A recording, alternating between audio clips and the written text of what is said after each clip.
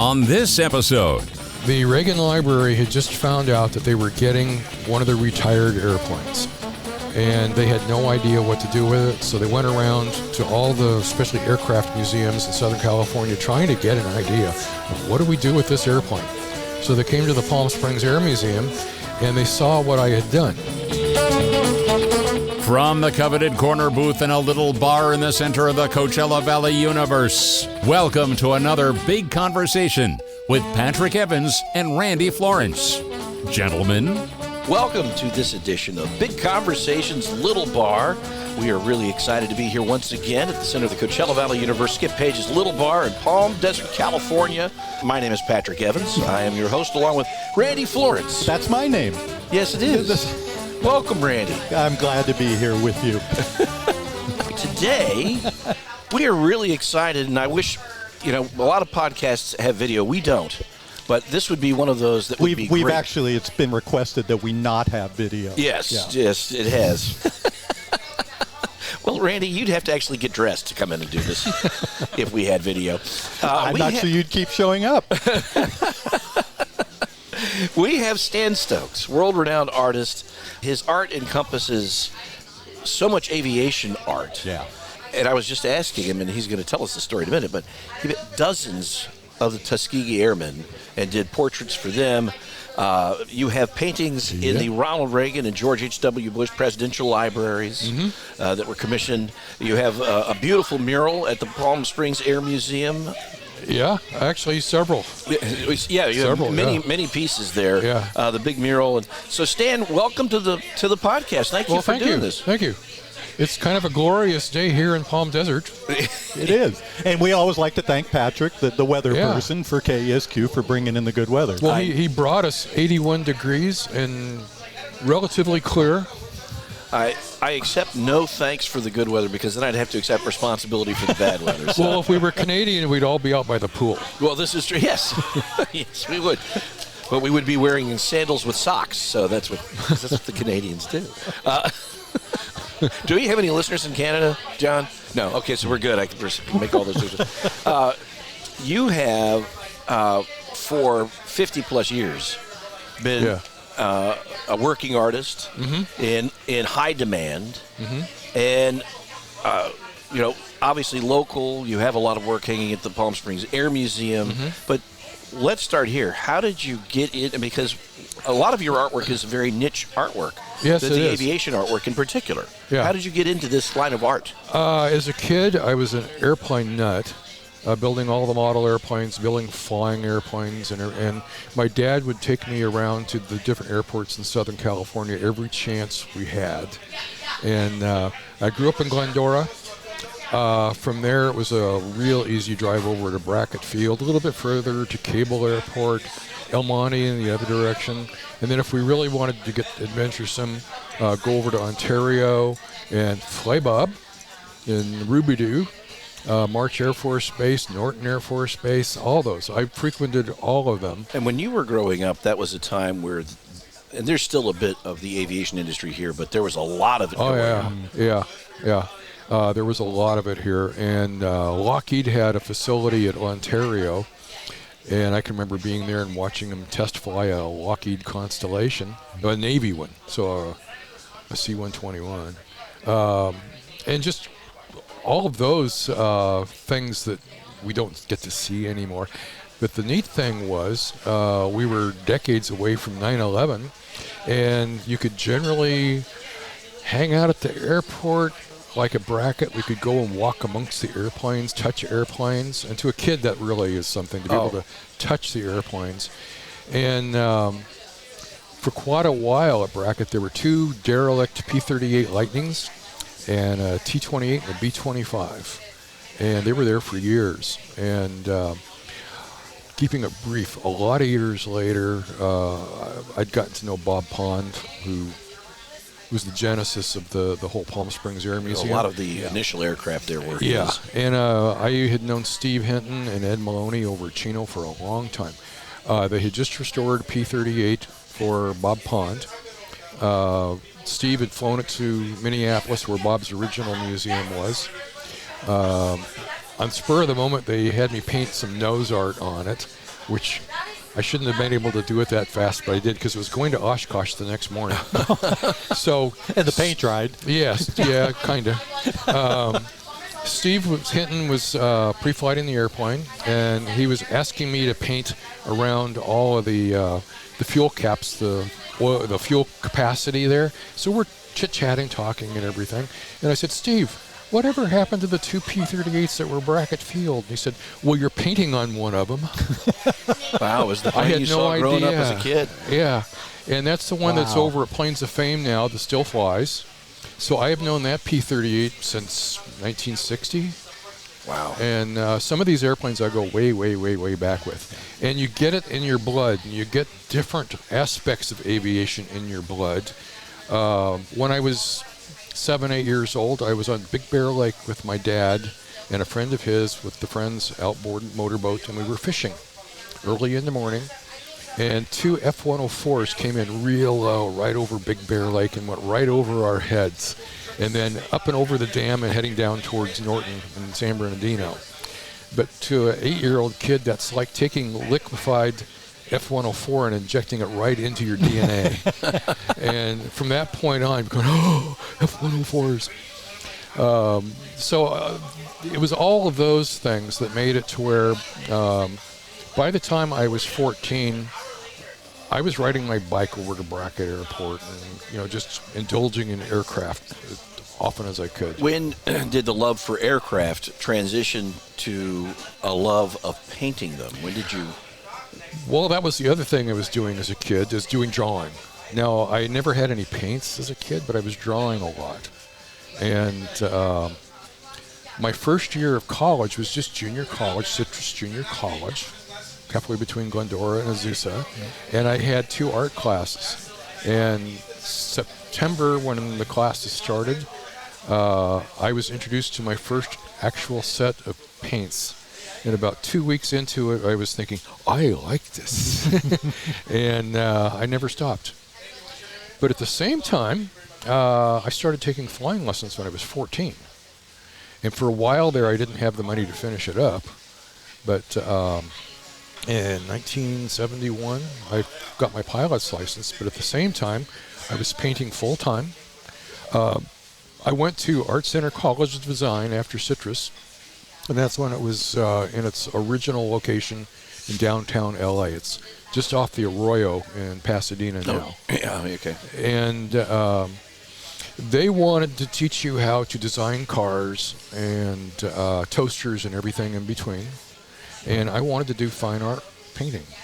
So before I graduated, I left, much to my parents' disappointment and everything. Years later, my mom had a gallery in Carmel featuring my artwork, so it all worked out. So you turned their disappointment into pride and joy. Yeah. And maybe some money. I suspect yes.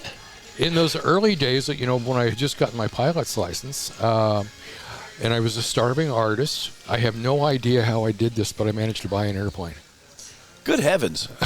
It was a little airplane. What was the plane that you bought? It was the Citabria, the 7 KCAB Citabria, aerobatic airplane. And I had That's bought. when people would see in air shows. Well, this is I'll learn how to do that. This isn't so much an air show airplane. It's this the is teaching learning track. how to do loops and rolls and hammerheads and stuff without And you flying. actually wanted to do those things. Yeah. And I bought the airplane off a movie production company that had just done the movie The Other Side of the Mountain about the skier Jill Kinmont. Yeah. Mm-hmm. So if you see that movie, that's my airplane. That's your airplane. The Beau Bridges is supposed to be flying. He's supposed to crash and get killed in it.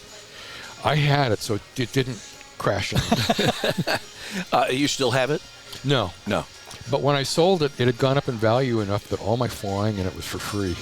Now, how often in the life does something like that happen? That's pretty amazing. Congratulations. Yeah. That's excellent. Now, when you started painting, were planes the first thing? My very first painting, and I actually sold it, was the surfer on a big wave. And I had no idea that anybody would want paintings of airplanes.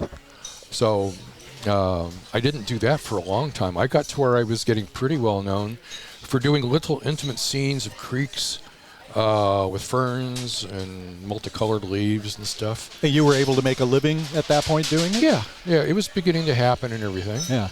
But I also had the airplanes. And in 1977, I think it was, I was a member of the Experimental Aircraft Association, Oshkosh, the big air show at Oshkosh. They had an art show or art competition every year. And I had an airplane that was half built, a Steen Skybolt, which was an open cockpit biplane that could do all the aerobatics. It could make you really, really sick. And I did a painting of that, even though the airplane still had half of its way to go on being built, and entered it in the art competition. That was my first airplane painting. And I came in second place. Wow. And I thought, that's pretty good. Yeah. And over the next year, I started getting commissions, and I would say maybe 2 years into it, most of what I was doing was aviation. And a lot of commissions? Yeah. A lot of people who I know, everybody I've ever known that has had a boat or a yacht always has a portrait of theirs. Yeah. So yeah. I imagine people with planes are kind of the same way. Pretty much. Yeah. Yeah, if they have any money left. An airplane, strangely enough, with the boats, the second best day is when you buy it, and the first best day is when you sell it. Usually people with airplanes hang on to them. And, I know guys that have had the same airplane for 40, 50 years. And sometimes it's airplanes that they've had that long. They don't get rid of them. And they love them. And if they could take them home at night, they would. How often do you fly? I don't fly that often anymore because I'm so busy. I've got a backlog of commissions that to keep customers happy, I have to get things done. And I've got 5 really big ones to do right now. Anything you can talk about? Yeah. They for years, they have been completely renovating little old Flaybob Airport in Rubidoux. Yeah. It's owned by the Tom Wathen. And I want to talk about this. Yeah, This is just a fascinating organization. Yeah.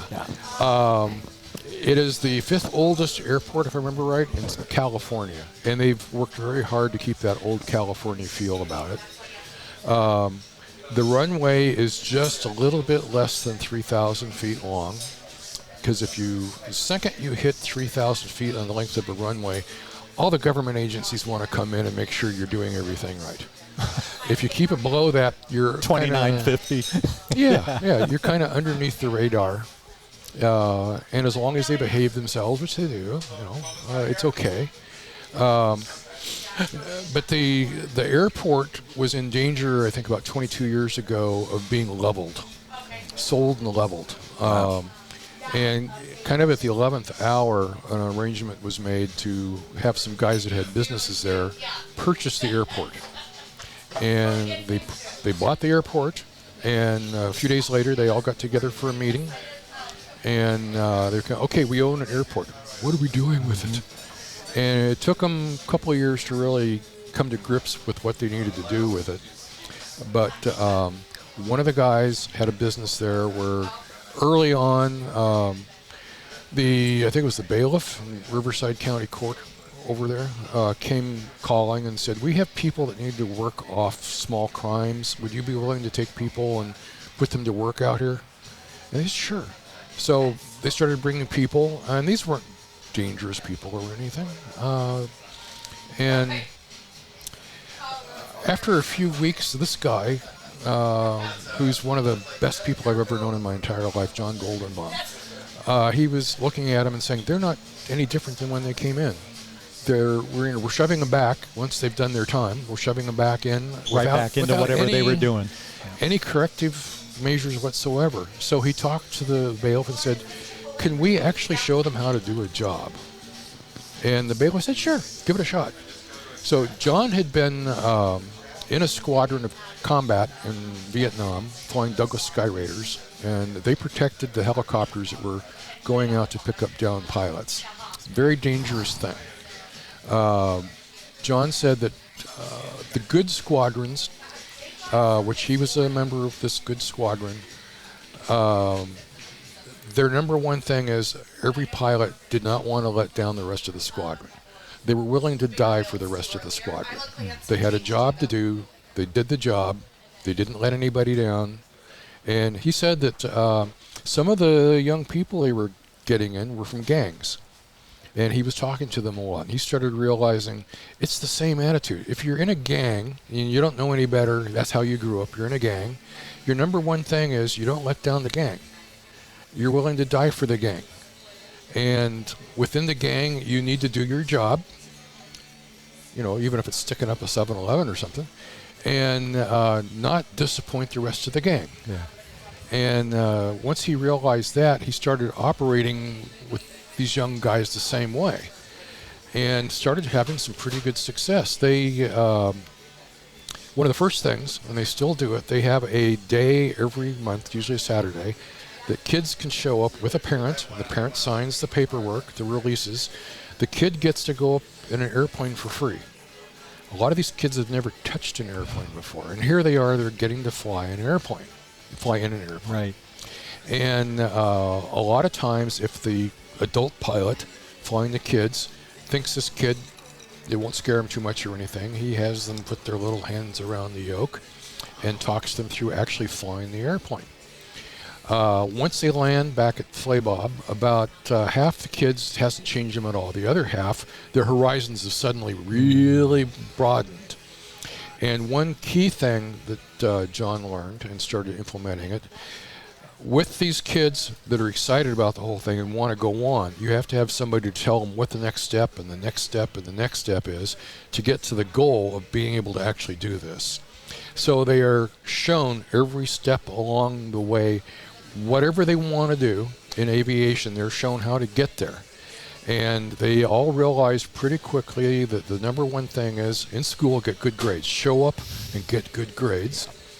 There's been some huge success stories. There's two young guys, I won't use their names, they came from gangs. Both of them had felony youth records. You know, they were Problems. They were, yeah, that's all they knew. That's how they grew up. As soon as they got into this, they started realizing that, well, if we're going to do this, we've got to change our ways. So they did. They went back to school. They started getting good grades, and they stuck with it. They eventually got their pilot's licenses. Wow. But they learned how to work on the airplanes, and they learned how well enough that they went to work for a guy who had a business there restoring antique airplanes. And they got really good. And the guy they were working for decided to move to Tennessee and set up shop there. Left them, and they were up to it. They started on their own getting clients and working on airplanes and everything. And now they have a waiting list of people that want their antiques and classic airplanes restored. Wow. And what a great story. Sometimes if you could just take them by the shoulder and point them in different directions. Exactly. Yeah. And it was about 5 or 6 years ago. Do you guys know what a Beechcraft Staggerwing is? I do not. It was the first airplane that Walter Beech made on his own, with his own company, Beechcraft. Mm-hmm. Mid-30s. It's a biplane. It looks Art Deco. I mean, it's a beautiful airplane. A very complicated, small airplane. But when Beechcraft came out with the number 17 Staggerwing, it was faster than any of the military airplanes. And right off the bat, two ladies, Blanche Noyes and Louise Thaden, entered one of those in the Bendix race against all the big guys. And they won the race. Oh, man. It was that good of an airplane that they had no trouble beating the guys. Wow. That's great. Yeah. So these two young kids at Flaybob took on a project of restoring one that had been built for the Royal Navy in World War II. They did all the research, found out exactly the colors it would have been, how it would have been marked with the British roundel on it and everything. Stripped it down to absolutely nothing. Took the whole airplane apart, put it back together again, and started flying it, got all the bugs out of it and everything, and then flew it to Oshkosh for the big air show. And entered it in the competition, and it took Best Light Transport, which is huge. Wow. And the EAA gave the two of them the golden or the silver wrench award, meaning the outstanding mechanics of the year. And these were a couple of former gang members. Yes, they were. That's amazing. Yeah. So that's what the Tom Wathen Center is all about. There is a build-a-plane program sanctioned by the EAA where they have a hangar. They go around and find derelict airplanes, which there's a lot of. But you have to go to the trouble of legally gaining title to the airplane. And a lot of times that's not easy, but they do it. They drag the hulks over to Flybob.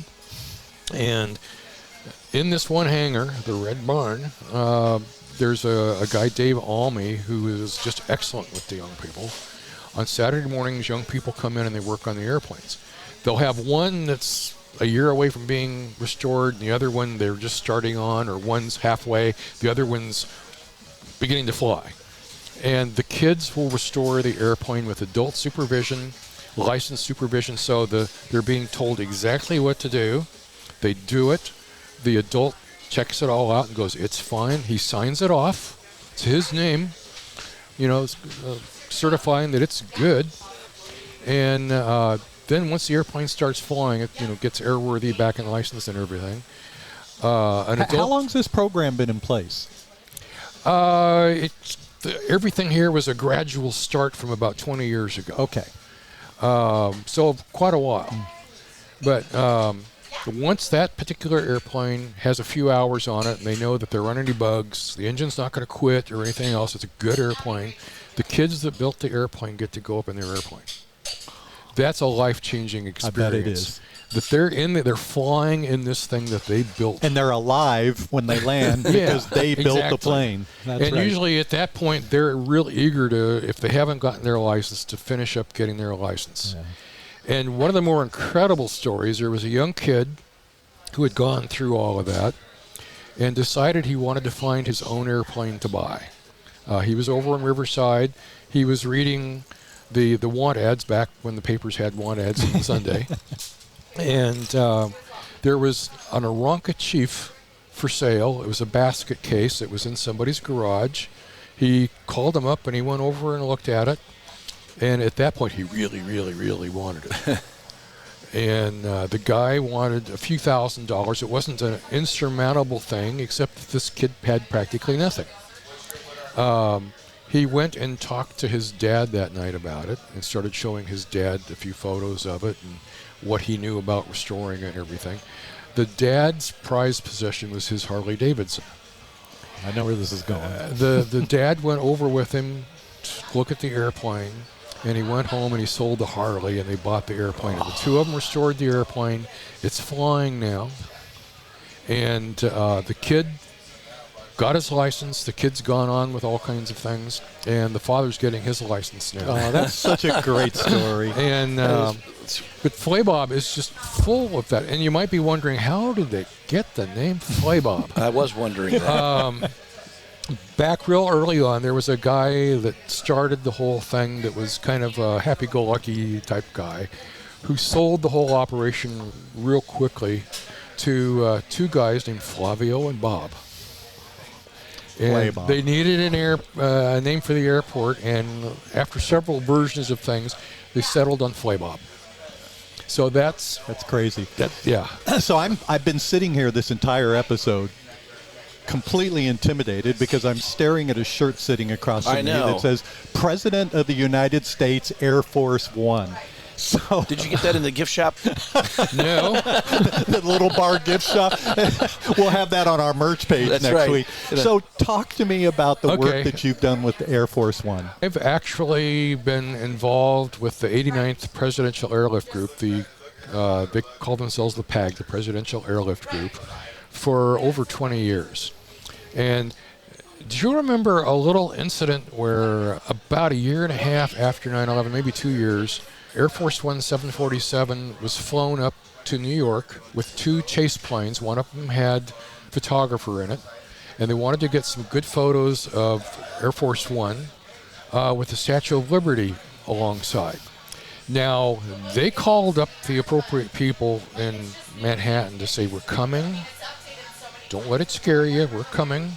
And those people in Manhattan apparently didn't tell anybody. Oh, my God. So, and this is after 9/11. Yeah. Within about 2 years of 9/11. So people in lower Manhattan suddenly see a 747 coming at low level with 2 fighters alongside it. They freak out. All of lower Manhattan freaked out over the whole thing. And they got one pass before all hell broke loose. And they had to turn around and get back to Andrews and weather the storm. Why would anybody have thought that was a good idea? I have no idea. How do you not communicate that? I mean, it's just unbelievable. About another year and a half later, they still wanted that image, but they knew that they're not going to fly the airplanes up there. They had the photos the photographer took on that one pass where they were simply too far away from everything. And they contacted me and said, is there any way that you could do a painting of our Air Force One, one of the 2 747s, real close to the Statue of Liberty? And I said, sure. So I did. And they have that painting. Now, taxpayers didn't pay for that painting. The crews paid for it themselves. Wow. That's happened several times. I've never done anything for them where it's been taxpayer money. The crews are really proud about what they're doing, and they're willing to go around and get into each other's pockets until they can pay me, and I give them a really good break on the thing anyway. Where does that painting hang? At Andrews. It's in... we have been lucky enough to be involved with them through 4 different presidents, both sides. And they are... the 89th is very, very nonpartisan. You can't get them to talk about anybody. And... according to their body language and everything else, they love all the politicians. They fly everybody of note. The 2 big 747s, and then the 757s, which are I'm trying to remember what they're BC. I don't remember. Whatever I would say would be wrong. Those are what fly the president. Some of the smaller things like 737s that they have, they don't. They have a couple of Gulfstreams that will fly the president. But the vice president gets flown in all kinds of stuff, and then the Secretary of State, everybody really high up in D.C. flies in these airplanes. And when Nancy Pelosi was still representing us, she would fly back and forth to the Bay Area every single week, and originally in a Gulfstream and then in a 757. But they're very careful not to give any clue as to who they like or who they don't like or anything like that. I'm sure. Now, how many times have you flown on one of those planes? I haven't flown on any of them. I have been in a lot of them. Yeah. Joan and I both have about 5 or 6 photos of us standing in the door. What's it like when you walk in? The interior is like being in a nice Hilton, but it's not any better. Really? No, it's not. It's not glamorous. It's utilitarian, but on the very nice side of utilitarian. It's not anything better than a good Hilton. Didn't you ever see the movie Air Force One with Harrison Ford? I did. Ford? For some reason, it seemed more like a penthouse to me. You bring that up. And I was in one of the 2 747s with one of their higher crew members who was showing me everything that I don't normally get to see. And we went down into the belly of the airplane. Oh. There is no escape pod. Yeah. No. Darn it. There's spare tires. There's orange cones. There's all of that. There's a lot of spare things. But there's no escape pod? There's no escape pod. Well, it's in the other plane. Yeah. They're jumping on a tire with a parachute. Yeah. So that's disappointing to hear. Hollywood. Oh, darn it. I really like the idea of escape pod. You have paintings hanging in presidential libraries. Mm-hmm. Gerald Ford. Uh-huh. And George H.W. Bush. And the Reagan. So how did that come about? The Reagan Library happened because I had done the Tuskegee mural at the Palm Springs Air Museum, and along with the Corsair that's landing on the carrier there, and the Reagan Library had just found out that they were getting one of the retired airplanes. And they had no idea what to do with it, so they went around to all the, especially aircraft museums in Southern California, trying to get an idea of what do we do with this airplane. So they came to the Palm Springs Air Museum, and they saw what I had done. So I wasn't there, but one of the guys who was a really good guy happened to have my business card in his wallet, and he gave it to them. And they contacted me a couple of days later, and like the next day I was in Simi Valley talking to them. And then at that point it took about 2 years to get the thing put together and get the money. Bob Pond decided to back the whole thing. And he told me he was going to do it. The hamburger place over in Palm Springs. I never get over to Palm Springs, but the one, is it Tyler's? Tyler's. Tyler's, one of the great burger. Not quite as good as Little Bar, of course. Yes. Bob correct. and I were both having burgers and fries, and I had previously told him about the whole thing, and this was his decision hamburgers. So we're sitting down with the hamburgers and fries and everything. Now, Stanley, I have decided to back you.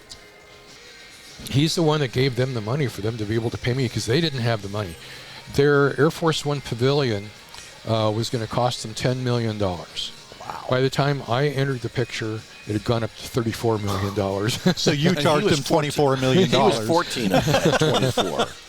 I wish. If you want to buy one of Stan's paintings, come heavy, baby. One of the more incredible things I've witnessed in my life, the morning that they opened up and had all the dignitaries there, Joan and I were there, and T. Boone Pickens was there. Oh, man. Who was good friends of the Reagans.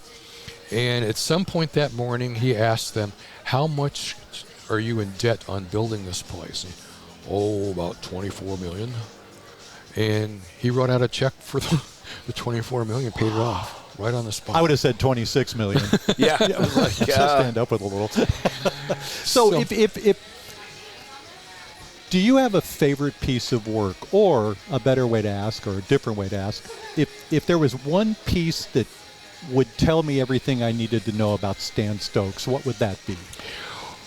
Well, I have one that a good friend, Jimmy DiMatteo, lives down in Coronado. He was a Top Gun aggressor pilot. And he says he's the worst of all worlds. He's a short Italian fighter pilot. And he admits that there's times when his ego could not come with him through that door. He's a very good guy, though. But he's very proud of what he had done with Top Gun. He's got more aggressor time than anybody else. So he had an idea for a painting, and it took 3 or 4 years of talking over things and him kind of arranging how I could get paid and everything else to do a Top Gun painting. But before that, he had me do a painting that was the centennial of naval aviation. His father was also a naval aviator and flew Hellcats in World War II. So these guys are naval aviators. His dad's still with us, too. Oh, that's great. Yeah. But he kind of micromanaged the painting. It's a very big painting. It's, I think, 36 by 72. You do a lot of large scale. Yeah. With this painting, there's like 50 different airplanes in it. And it goes all the way from the Curtiss Triad that in 1911 was the first Navy airplane and made its first flight as a Navy airplane down in San Diego. Really? Yeah. So that's where naval aviation started. It's Mission Bay. Wow. And so they wanted a painting showing that, and then the other end, a Super Hornet, and then everything in between. And it was all that everything in between that was kind of like, But how long did that take you? I don't even remember. A lot of these big paintings, I have to do small paintings while things are drying along. So it's I'm never just working on one painting. Right. How big is your studio? Well, we just have the house over in La Quinta with a great room. It's the great room. So, and I have found that so far the biggest I've done was 4 feet by 14 feet. Whew. and there's just barely room for the cat to get around the outside of it. So if there's cat hair in the painting, we know why. We know where that came from. Yeah, but you also have done some very large-scale mural work. Yeah, well, there's a big point on this one that makes it to where, so I really enjoyed doing that. It's a Pensacola now, on display down there at the National Museum of Naval Aviation. Jimmy DiMatteo, along the way, when it was finished, said, I need to have a good image of that, and I need to have you sign a release form so that I'm authorized to sign off on copyright. And he said, okay. So I kind of got wind along the line that he was doing advisor work for Top Gun Maverick. He was helping them design the set that was the officers club down there for the movie. Yeah. And a bunch of other things. And he actually has a very, very brief, you go, oh, there's Jimmy, on thing. You know, with movies, because I've been involved with several movies, you never know if your thing's getting cut until it's actually out in the theaters. They can cut things at the last minute. You never count on it. You don't tell anybody or anything. But they had a premiere of the movie down on the Midway in San Diego, the Midway Museum. Mm-hmm. I had a friend who happened to be there. I had several friends, but I had one that was the quickest to get on the phone after seeing it and say, Stan, you're painting the movie. And you didn't know until then? No, not until he called. Wow. And it turned out that 44 minutes into the movie, when Maverick comes walking around the corner with Admiral Bates, after having just been chewed out by the other admiral for being Maverick. They come around the corner, and right behind them on the wall is my painting. Wow. And for the briefest of second, it probably isn't a full second, it's probably like 3/4 of a second, the painting is almost full screen. And if you blinked, you would miss that, and then it just starts, as they're walking towards you, the focus goes from that to them in about another 1.5 to 2 seconds. But for that brief amount of time, it's there. How exciting must have that been? And it's the only actual painting in the entire movie. I'll be watching again tonight. Yeah, 44 minutes. My wife and the kids love that movie. We see it. Yeah. We default to either watching Jaws or Maverick. And so now 44 minutes and we're going to pause I can't wait to check it see out. Yeah. I'm like, I know the guy that painted that. We also have a friend whose call sign is Dragon, who flew in the movie. Really? Yeah, she's a F-18 pilot up at Lemoore. And she was one of the pilots that the Navy said, go fly for the movie.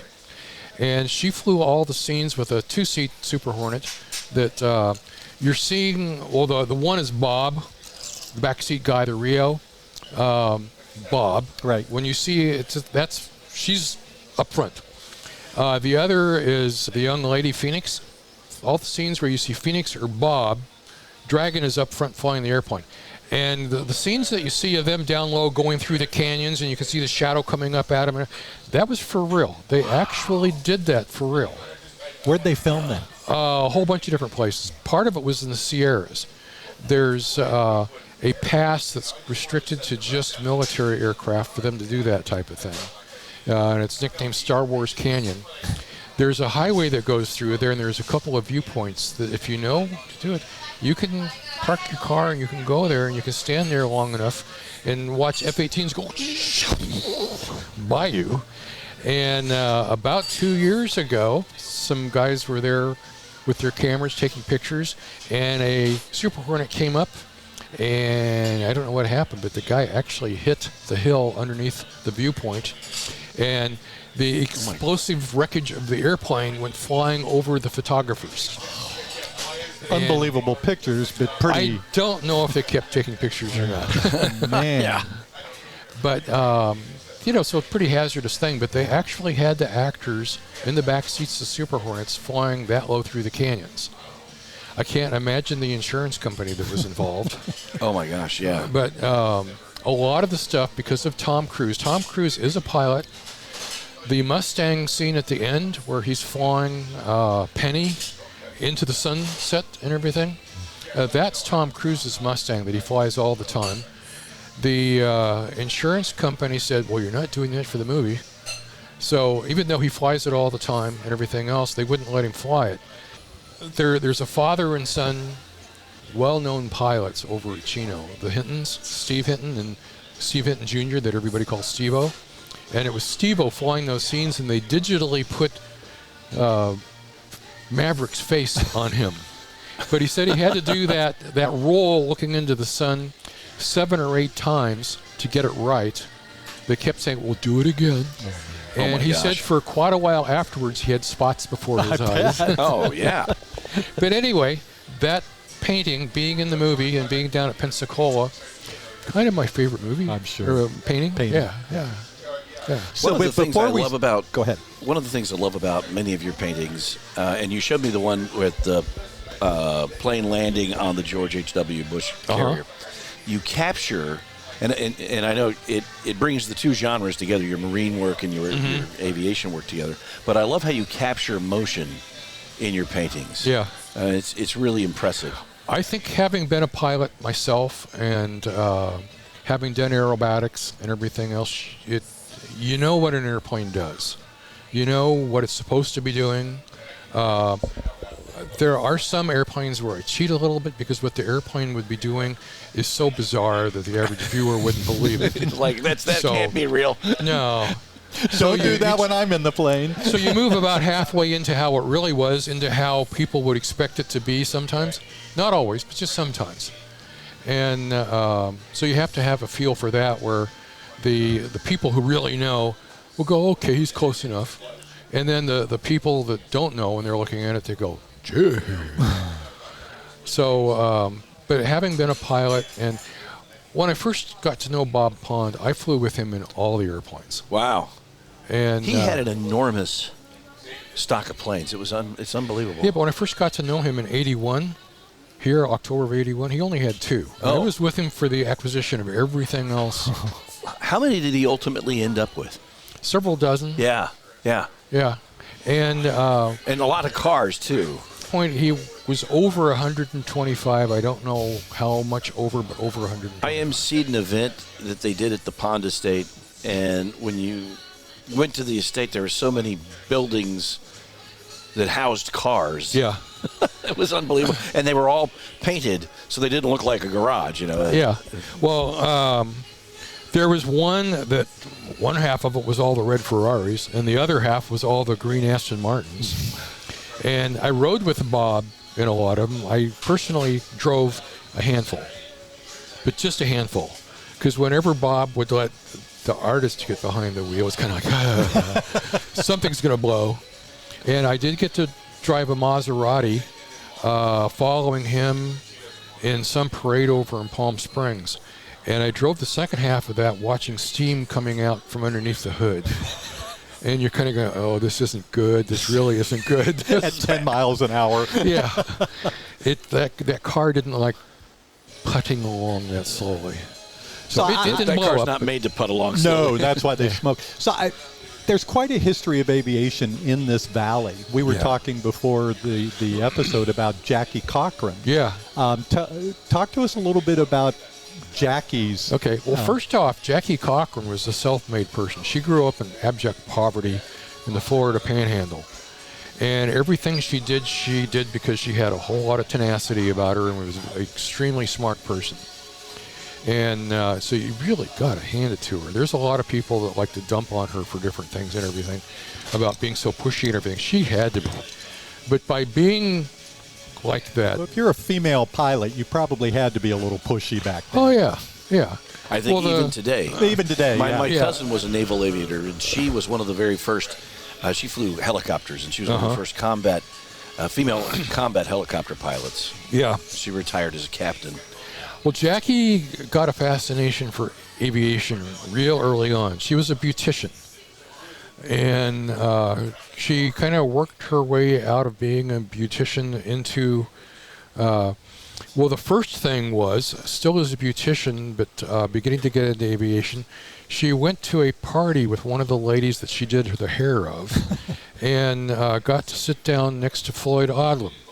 Now, Floyd Odlum at this point probably doesn't mean anything to anybody, but he was quite the industrialist.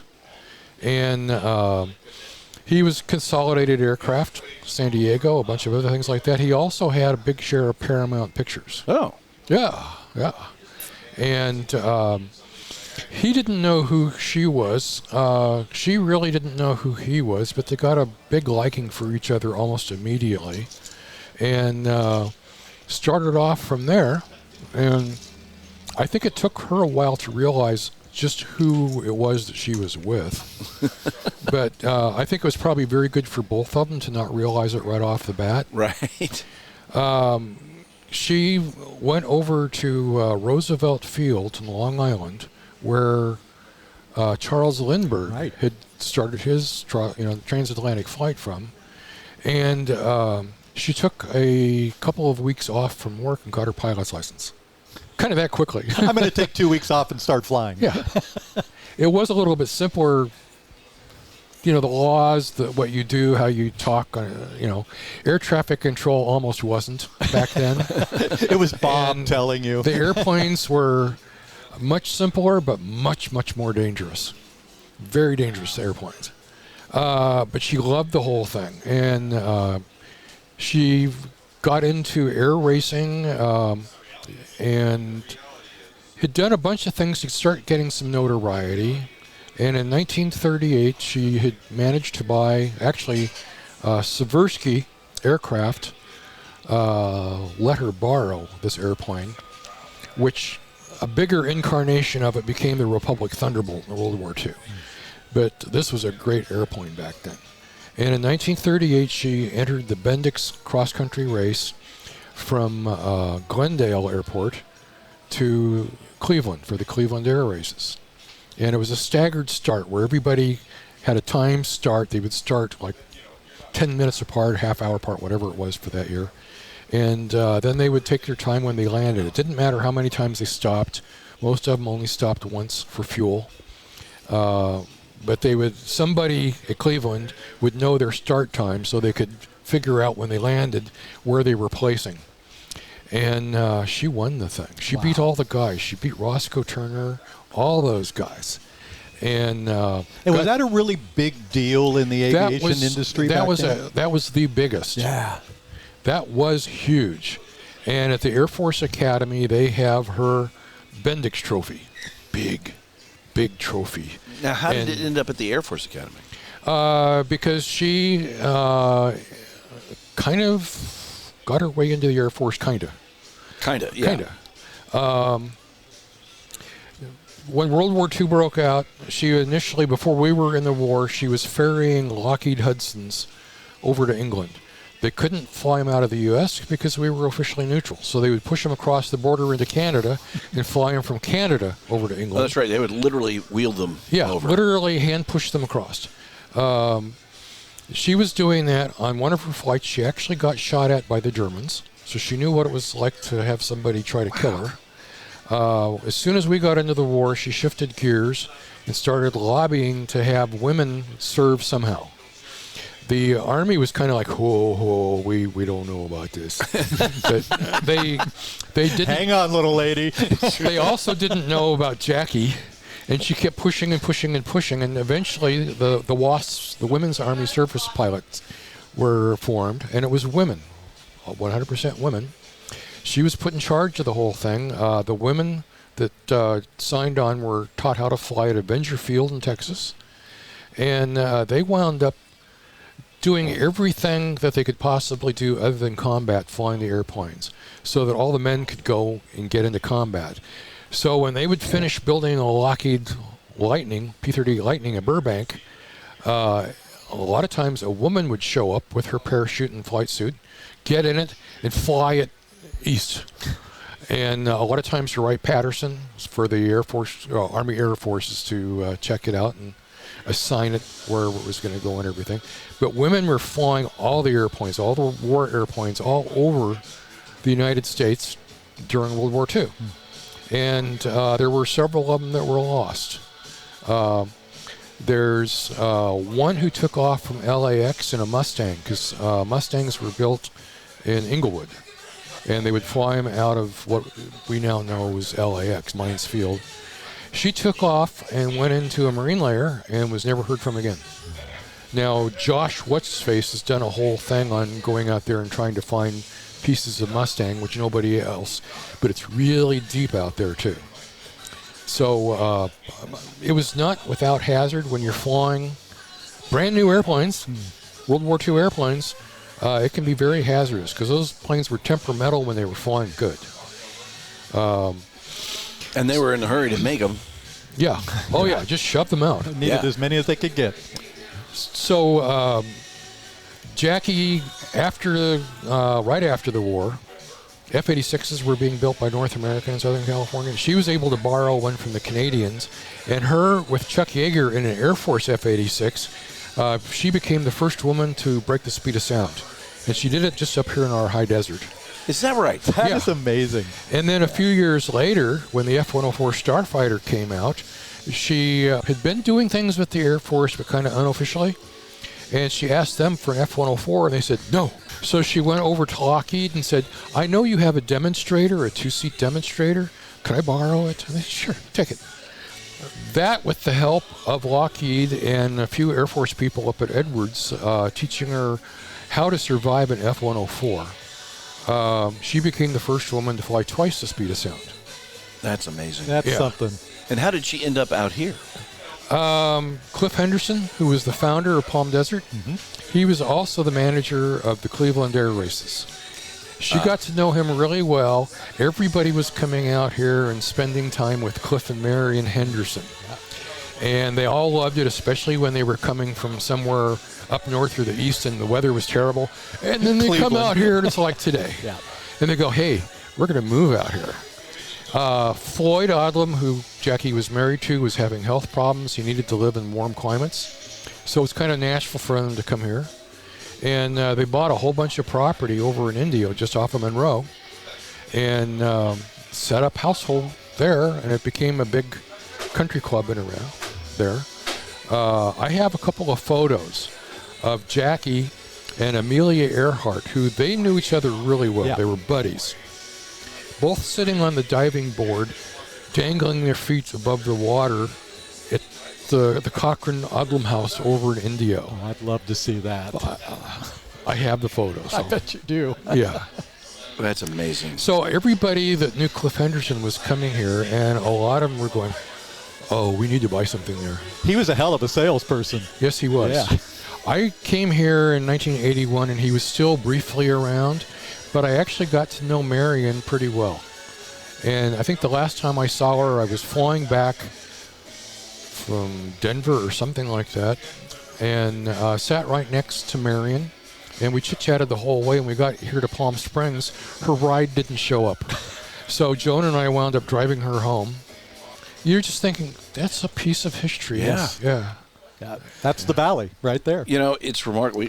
We're at the end of our time, and I thought we were going to talk about art, because I really wanted to talk to you about the large format work, the murals that you've done, because they're enormous. I mean, that's you do some really big artwork. Yeah. And he's done some really cool stuff with classic cars. Yeah. Yeah. No, I mean, we didn't even scratch the surface of the art. We need another week with Stan. And then I didn't realize how much of an aviation historian you were. have to be. Yeah. And then briefly, one thing. Alan Bean, Apollo 12, fourth person to set foot on the moon. I got to be good friends with him. When he retired from NASA, he became an artist. He was coming out here. He had had the artist's equivalent of painter or artist writer's block. He couldn't get started on the next painting, so he was coming out here. He brought his paints. He painted with me for a weekend, and I got him back painting again. And I just told him to forget all the rules, just paint, just paint. And but while he's painting, he's there 5 feet away from me painting with an easel set up in our great room in the house in La Quinta, and I kept thinking, that guy's been to the moon. Been on the moon. Yeah, and he's sitting right there. Did you engage in that conversation? Of course we did. Yeah. And a whole other thing that we have no time for now, Buzz Aldrin had just punched the lights out of a guy who'd written a book saying we'd never been to the moon. Yeah, and he was trying to, he was yelling at Buzz. Yeah. And Alan told me how, yes, we've been to the moon, and this is exactly how you prove it. One thing is all the ham radio operators in the entire world were triangulating off of all their radio stuff. which could show exactly where they were going to the moon, orbiting the moon, on the moon, and coming back. So all the Russians, the Chinese, everybody else were triangulating, and they were going, yeah, they're really there. Yeah. So you can't fake that. You can't fake that. Well, and now we have images of the moon that have been taken. I mean, you can very clearly see the stuff we left behind. Well, they're obviously fake. There's no stars in the background. And he set up a mirror, reflective mirror, while they were there, that the observatory above San Mateo bounced a laser off of. And at first it wasn't doing it, and he had to adjust it. And he said just as he was finishing adjusting it, working against the pressurized spacesuits was really difficult. And he's lifting up from adjusting it, and he just kind of murmured to himself, okay. And they shot the laser right almost in his face. And he said, somebody put it there. Somebody had to. Yeah. Hey, now when we fake the next moon landing, it's going to be so much better because the CGI is much better. Well, absolutely. Yeah. AI will take care of everything. All you have to do is look at, Star Trek episodes in the 1960s, and, we couldn't have faked it. Oh, that's one of the paintings I just did for San Diego and Air and Space Museum with Shatner. He was there. There you go. We got to spend the night with Shatner, and he was wonderful. All right, so now on the second episode, all right, we're going to talk about Shatner. There's almost always a Star Trek connection in our. So really, Shatner was there, and you painted. Yeah, and he was the nicest guy. He's 92. Yeah. They had me do the painting of him and put him in the Hall of Fame because he's the oldest person to have been in space by 8 years. He was 90 when he went into space. In Bezos' Blue Origin down in Texas. And the lady before that, Wally Funk, she was 82 when she went into space. And how old was John Glenn when we back up on the shuttle?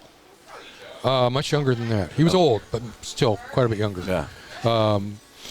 But Shatner, we had another guy there, 95-year-old Royce Williams, who was a Korean War pilot. Shatner was so concerned over Royce Williams, who's only 3 years older than him, making certain he had a good place to sit, that he had enough water to drink, that nobody was bothering him. And here it is, Bill, don't worry about it. He spent time with everybody. And then when he gave his acceptance speech, it's one of the best acceptance speeches I've ever heard.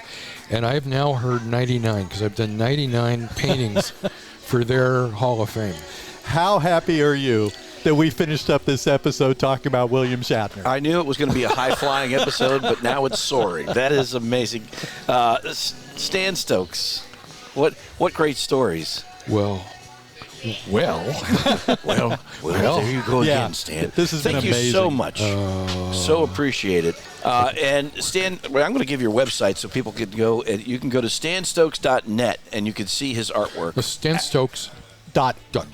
It actually changed. art. Stanstokes.art. Stan, thank you so much for taking time out and joining us on this edition of Big Conversation. And it was a big conversation. It was. Thank you, Randy. Always a pleasure to have you. Glad to be here again. And John McMullen, our producer, thank you, sir. Thanks for letting me back. Alan Horowitz, our in-house counsel, is with us once again. Thank you so much. We will be back once again here in the corner booth at Skip Paige's Little Bar. You're listening to Big Conversations, Little Bar. Thanks for joining us on this episode of Big Conversations, Little Bar. Recorded on location at Skip Paige's Little Bar in Palm Desert, California, the center of the Coachella Valley Universe.